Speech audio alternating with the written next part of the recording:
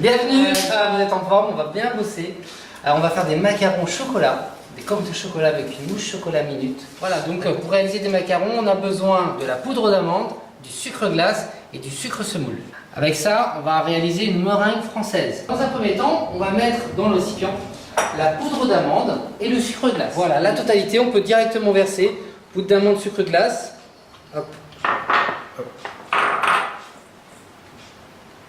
Comme on va faire des macarons au chocolat, on va ajouter dans l'élément de la poudre de cacao non sucrée. Donc, 5 grammes qui correspond à une cuillère à café, une bonne cuillère à café. Voilà. Alors là c'est très important, on va mélanger les trois matières de façon à avoir une masse bien homogène. Et on va bien écraser avec la paume de la main les petites particules de sucre glace de façon à avoir une poudre bien fine, la plus fine possible et homogène. Pour monter la meringue française, on va d'abord monter progressivement les blancs, en première vitesse au départ jusqu'à temps que ça mousse. Ensuite, dès que les blancs sont un aspect mousseux, on va augmenter la vitesse. Et dès qu'on voit la traînée du fouet sur les blancs, c'est à ce moment-là qu'on va ajouter le sucre semoule en 2-3 fois, jusqu'à temps d'avoir une belle meringue bien blanche, bien lisse et bien brillante. Les blancs sont mousseux, on augmente la vitesse. On voit la traînée du fouet, on va ajouter le sucre délicatement. Donc, délicatement, on ajoute. Ah. Voilà, tout le temps. Voilà, et ça pendant moins 5 minutes, ça grimpe plus là. On a ajouté le sucre au moment, les blancs vont tenir. Ça soulève le fouet comme ça pour voir un peu en prenant la matière. Donc là on voit le bec, hein, ça commence vraiment à se former. Hein, on n'est pas loin du final. Alors là je vais le serrer vraiment très rapidement pour finir. Là je sens que la masse commence à être vraiment assez ferme. C'est la clé pour avoir des bons macarons, hein, c'est la meringue. Hein. Voilà, là on est bien. Faut faire ça. Ça tombe pas. Donc là on a une belle meringue. Elle se tient complètement. Superbe. Maintenant ce qu'on va faire c'est qu'on va mélanger cette masse avec les blancs. Donc, je pèse 50 grammes. Parce que 50 grammes de blanc non monté, c'est pareil que 50 grammes de blanc monté. Hein, avec le volume qui change. La meringue est très bien. On va incorporer délicatement la poudre et les blancs de l'intérieur à l'extérieur, comme ceci. Voilà, on tourne et en même temps on incorpore la poudre dans les blancs. On vient tourner avec la main gauche le récipient, la main droite, et on tourne comme ceci. Voilà, on vient corner progressivement et on fait la même chose. Jusqu'à temps d'avoir une masse épaisse et granuleuse. Et après on va macaronner. On s'arrête à ce stade, hein. Regardez, ce stade-là, un peu granuleux, hein, pas tout à fait mélangé. On remonte la pâte et on vient l'écraser tout en écrasant délicatement. On vient faire ça et on fait ça. Alors pour ne pas faire toujours au même endroit, à chaque fois on vient corner et on écrase comme ceci. Ça c'est macaronner. Je prends une poche. Si on n'a pas de poche, on peut utiliser un sac de congélation. Bon, on fera un petit trou pour serrer, ça passe. Une poche, je vais garnir. Donc quand je suis droitier, je tiens la poche de la main gauche. Je vais remplir l'intérieur de pâte de macaron. Hop.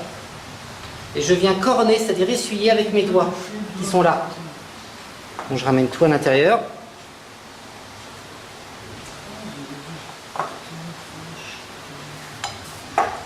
Voilà.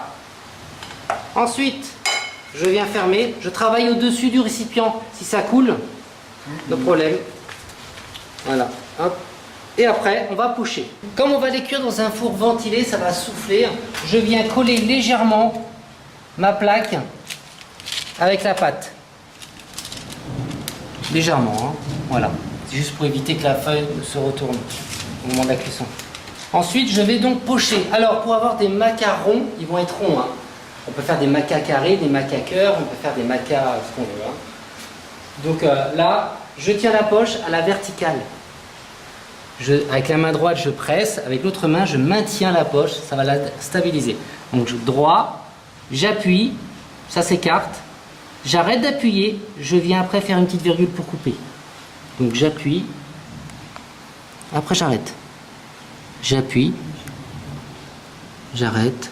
Une petite astuce pour régler, on va dire, la disposition des macarons sur la plaque. On peut faire des petits points au préalable, en quinconce. Hein. Comme ça, on sait où on va. Soit ça, ou soit avec une feuille A4, on aura dessiné déjà des cercles, on met sous la feuille de cuisson, avec un effet de transparence, c'est plus facile. Donc là, j'y vais. Une étape importante, c'est que je vais taper ma plaque de cuisson, je vais créer une vibration qui va permettre de lisser mes coques de macarons. Alors ça, c'est très important. Vous voyez, c'est beaucoup plus lisse. Ça, je l'ai fait, comme ma pâte était un peu plus dense, j'ai dû bien taper. Alors ça, c'est important de le faire. Si on ne fait pas ça, on n'aura pas des macarons lisses. Et on enlève les petites bulles d'air au-dessus. Ensuite, tant que ça colle, je vais pouvoir les agrémenter avec, par exemple, des amandes en morceaux, donc 2-3. Je vais en faire 1 sur 2 pour la partie de dessus. Alors on peut mettre ça, on peut mettre de la pistache si on a envie, on peut mettre toutes des petites, pas des fruits, hein, tout ce qui est matière sèche. Hein, oui. Alors on peut faire ça, on peut également faire avec un peu de poudre de cacao. Par exemple ici, hop. Alors là celui-là c'est une grande passoire mais ça va très bien. Juste comme ça, des petits points. Voilà. On va avoir la vue claire. Oui. Oh, d'ici là, peut-être que la lumière va revenir. Ensuite, là c'est très important. Si je touche avec mon doigt, ça colle, il faut les faire croûter, les faire sécher. Normalement, on doit les faire sécher dans un lieu non humide. Dans le four. Dans le four, oui. Dans le four, c'est moins humide. Ouais. Four éteint. Soit four éteint, soit vous, si vraiment il y a une humidité dans le four, faites-le chauffer un petit peu à 30 degrés. Fermé, l'humidité va partir et après laissez-les tranquillement en four éteint, une demi-heure. Première étape de recette, on l'a réalisée ici chez Guy. On va poursuivre la recette chez un ami, chez un autre ami pour du courant. Voilà, mais ça fait partie de la recette hein, en fait. C'est toujours intéressant d'avoir cette notion de partage, de réaliser d'abord une première étape chez quelqu'un et la deuxième chez quelqu'un d'autre et on dégustera chez moi. Voilà. Après avoir déménagé, parce que c'est une notion de partage, la pâtisserie, les macarons ont eu le temps de croûter, on peut les toucher, ça colle plus du tout aux doigts. À ce moment-là, j'ai donc préchauffé le four à 130 degrés et on va les mettre dans le four durant environ 15 minutes. Qu'est-ce qui se passe pendant la cuisson des macarons? En fait, l'air qui est dans la pâte va s'évaporer, ça va même d'ailleurs une évaporation de liquide et du coup, comme on a fait croûter les coques, la coque va monter et l'air va s'échapper sur les côtés. C'est ce qui va créer la collerette des fameux macarons parisiens. Alors les macarons, voilà, ils sont cuits. C'est bien pour une première cuisson. On peut voir que quand on essaie de les bouger, voilà, ils sont assez solides. Donc c'est bon, ça veut dire que c'est cuit. Il faut les laisser refroidir. Je vais juste poser la feuille. Là, hein. Non, parce qu'en fait, il faut arrêter la cuisson. Ah d'accord. Voilà. Et on les laisse tranquillement refroidir avant d'essayer de les décoller. Réalisation d'une mousse chocolat minute. Faire fondre du chocolat. Tout simplement, dans une casserole, on met de l'eau, on la fait chauffer. Dès qu'il y a de la vapeur, on arrête de faire chauffer l'eau. La vapeur sera suffisante pour faire fondre le chocolat. On pose le récipient par-dessus et on laisse faire la nature. Dans un premier temps, on met un récipient à saladier au congélateur. Une fois gelé, on va ajouter notre crème liquide et on va la monter en chantilly. En parallèle, on fait fondre du chocolat au bain-marie. Je vais monter ma crème façon chantilly. Attention, il est important pour avoir une bonne crème montée d'avoir minimum 30% de matière grasse.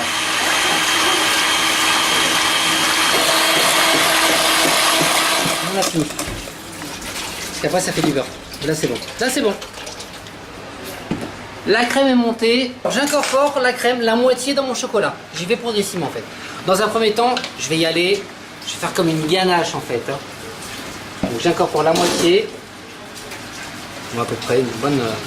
Je sais pas ce que ça va donner, je la connais pas cette crème. Hein. On verra. Et j'y vais.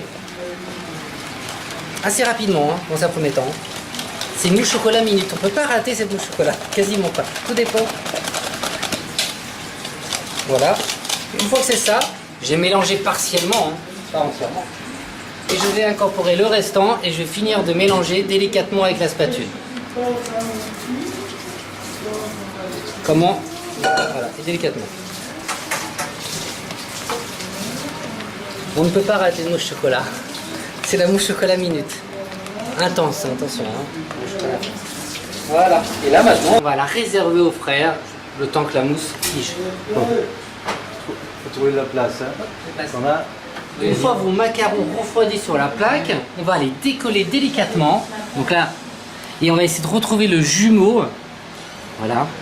Pour pouvoir, ensuite on va garnir, on va ajouter une mousse chocolat ou une ganache pistache, ce qu'on veut, des fruits simplement posés dessus et on va pouvoir les souder directement pour avoir une belle forme des macarons. Là, ils sont parfaits. Les macarons sont froids, on les a disposés à l'envers, à un endroit. Je vais maintenant procéder au garnissage. Alors je prends ma mousse chocolat de tout à l'heure, je garnis ma poche. Une bonne mousse. Tac.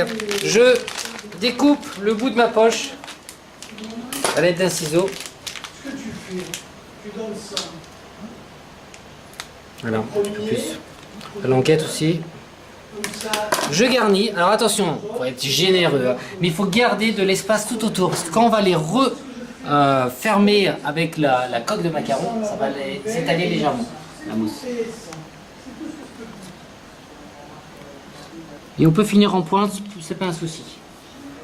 Une fois mes coques garnies de mousse chocolat, je vais pouvoir prendre l'autre partie et venir les fermer.